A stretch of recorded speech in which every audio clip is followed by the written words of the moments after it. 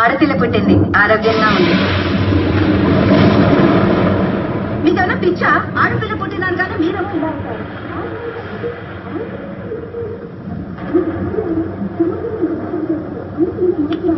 మీరు మాత్రం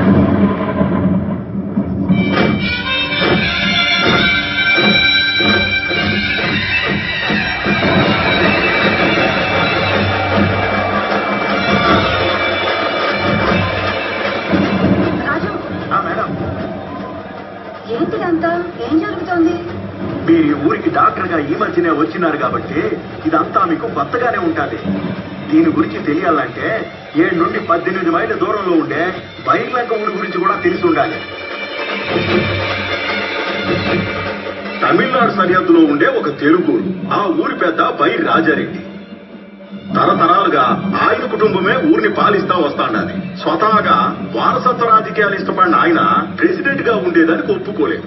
తండ్రి మరణం వేరే దారి లేక 22 వయసులో ప్రెసిడెంట్ గా అవ్వాల్సి వచ్చినది. ఈ వారసత్వ రాజకీయాల్ని తనతోనే ఆగిపోవాలని ఆయన పెండ్లి కూడా చేసుకోకుండా ఉండిపోయినాడు. దాంతో ఆ ఊరి జనానికి ఆయనంటే విపరీతమైన గౌరవం వచ్చినది. ఆయన మాటని శాసనంగా పాటించేవాడు.